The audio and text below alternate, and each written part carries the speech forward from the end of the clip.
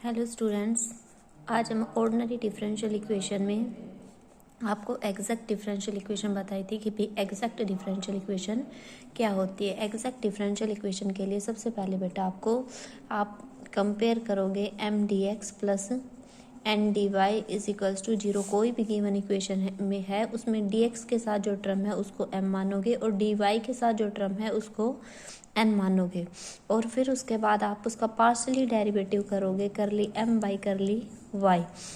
M का जो है वाई के रेस्पेक्ट में पार्शियली डेरिवेटिव करोगे। पार्शियली डेरिवेटिव का मतलब ये होता है कि वाई ही वेरिएबल है, बाकी सब कांस्टेंट। और जो एन है आप उसका डेरिवेटिव करोगे किसके रेस्पेक्ट में, एक्स के रेस्पेक्ट में।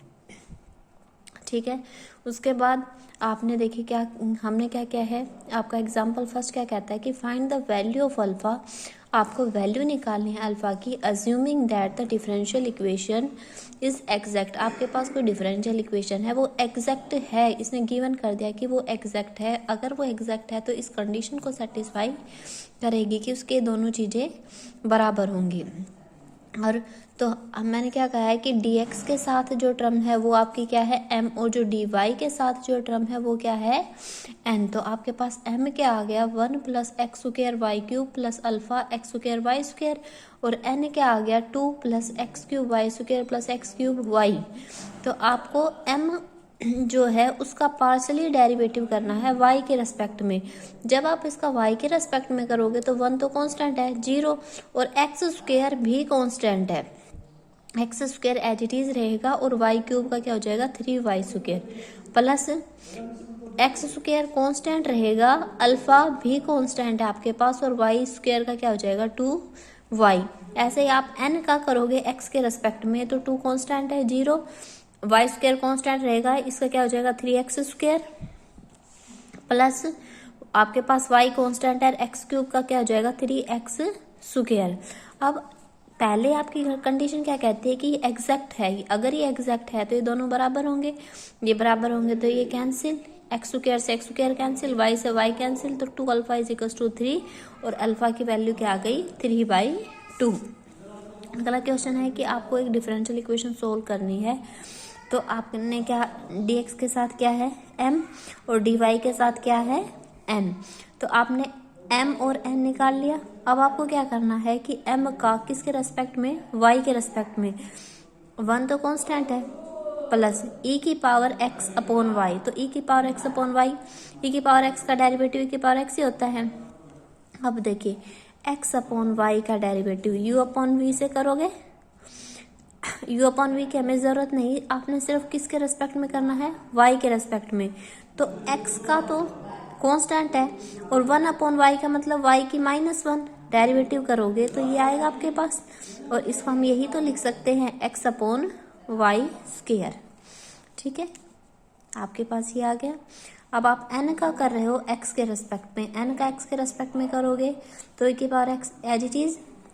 ठीक है, अब देखो दो फंक्शन है आपके पास, पहला फंक्शन और दूसरा फंक्शन। तो पहले इसने इस फंक्शन का किया है पहले फंक्शन का, तो e की पावर x का x अपॉन वाई, फिर x अपॉन वाई का 1 अपॉन वाई कॉन्स्टेंट है और x का 1, तो आपके पास 1 अपॉन वाई आ गया। Second as it is plus फिर फर्स्ट एज इट इज, और सेकंड का करोगे तो इसका 0, और x के रेस्पेक्ट में करोगे तो x का 1, तो -1 अपॉन वाई। इन दोनों से आपने e की पावर x अपॉन वाई को कॉमन ले लिया, आपके पास ये आ गया, आपने सोल्व किया। अब देखिए दोनों चीजें सेम है, तो इसका मतलब आपके पास जो गिवन डिफरेंशियल इक्वेशन है वो एग्जैक्ट है। इसके बाद देखिए जब गिवन डिफरेंशियल इक्वेशन एग्जैक्ट है तो आपका सॉल्यूशन क्या है, सॉल्यूशन है बेटा आपके पास इंटीग्रेशन y को कांस्टेंट ट्रीट करोगे M D X plus n की वो टर्म्स लोगे जिसमें x नहीं होना चाहिए, n की वो टर्म लेंगे जिसमें नॉट कंटेनिंग x, जिसमें x होना ही नहीं चाहिए, इज इक्वल्स टू कांस्टेंट। तो आपके पास जो given equation y constant m dx plus n की टर्म्स आनी चाहिए, और n की वो टर्म्स लेनी है जिसमें x नहीं होना चाहिए, लेकिन ऐसे तो कोई टर्म है ही नहीं n के अंदर जिसके अंदर x नहीं हो, जिसका मतलब कोई भी टर्म नहीं आएगी, और बराबर क्या आ गया c। तो आपने x का करोगे 1 का करोगे एक्स के रेस्पेक्ट में तो एक्स आएगा, प्लस e की पावर x अपॉन वाई का क्या आएगा, e की पावर x अपॉन वाई, नीचे 1 upon Y is equal to constant. ये इसका सॉल्यूशन हो जाएगा। ठीक है। थर्ड एग्जाम्पल क्या कहता है कि मान लो ये आपके पास डिफरेंशियल इक्वेशन है, इसको सोल्व करो तो m आपके पास ये होगा, n आपके पास ये होगा। तो m आपके पास क्या हो गया, x की power 4 minus 2 X Y square plus Y की पावर 4, n आपके पास। अब m का आप y के रेस्पेक्ट में करोगे तो ये 0, इसका क्या हो जाएगा बेटा वाई स्क्वायर का 2y, और ये एज इट इज तो क्या हो जाएगा minus 4xy plus 4y cube. n का करोगे तो आपके पास ये चीजें आएंगी, और एग्जैक्ट है ये। देखिए दोनों चीजें बराबर है, इसका मतलब आपके पास गिवन डिफरेंशियल इक्वेशन क्या है, एग्जैक्ट है। एग्जैक्ट है तो आप सॉल्यूशन लिख दो सीधा। सॉल्यूशन क्या होता है कि y कांस्टेंट मानेंगे हम इनमें। देखो m लिख दिया आपने, m dx प्लस, अब इसमें वो टर्म लेनी है जिसमें x नहीं होना चाहिए, तो इसमें भी x है, इसमें भी x है, इन दोनों को छोड़ दो, आपके पास सिर्फ ये टर्म आएगी minus ny sine Y dy is equal to constant. अब इसमें सिर्फ y को कांस्टेंट मानना है, x के रेस्पेक्ट में डेरिवेटिव करोगे तो क्या आ जाएगा बेटा, x की 5 upon 5 minus 2 X square upon 2 Y square as it is. ये तो कांस्टेंट है, ये कांस्टेंट है तो कांस्टेंट एज इट इज। मान लो 1 का x के रेस्पेक्ट में करोगे तो x, और माइनस साइन y का क्या हो जाएगा बेटा, cos y is equal to constant. तो आपके पास ये सॉल्यूशन आ जाएगा। अब आपके पास मान लो गिवन डिफरेंशियल इक्वेशन क्या कहती है, Y square Y minus X square D X और डी वाई, ये आपके पास गिवन डिफरेंशियल इक्वेशन है, आपको सोल्व करनी है। तो सबसे पहले आपने m निकाल लिया और n निकाल लिया।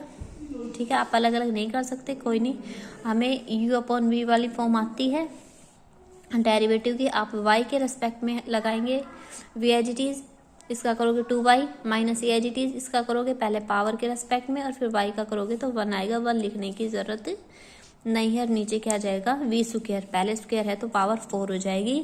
यहाँ से हम ये चीज कॉमन लेके इनको सोल्व कर लेंगे, आपके पास ये वैल्यू आ गई। ऐसे ही आपके पास n है, n का आप x के रेस्पेक्ट में करोगे और सोल्व करोगे तो ये वैल्यू आ गई, दोनों बराबर है। तो आपके पास गिवन डिफरेंशियल इक्वेशन क्या है, एग्जैक्ट।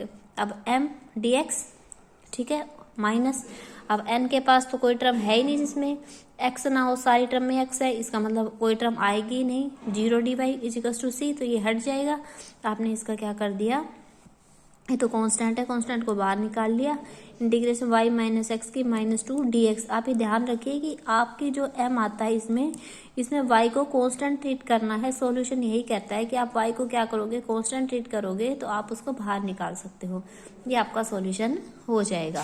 इसके बाद आपको क्या करना है, एग्जाम्पल 5 क्या कहता है कि आपके पास एक ज्योमेट्रिकल मीनिंग बताना है। आपको ये डिफरेंशियल इक्वेशन दे रखी है, इसको सोल्व करके इसका ज्योमेट्रिकल मीनिंग बताओ। तो सबसे पहले आप इसको बेटा इस साइड ले जाओगे और क्रॉस मल्टीप्लाई करके इस फॉर्म में लाओगे, क्योंकि जब तक आप इसको इस फॉर्म में नहीं लाओगे आपको m और n के बारे में नहीं पता चलेगा कि m कौन सा है और n कौन सा है।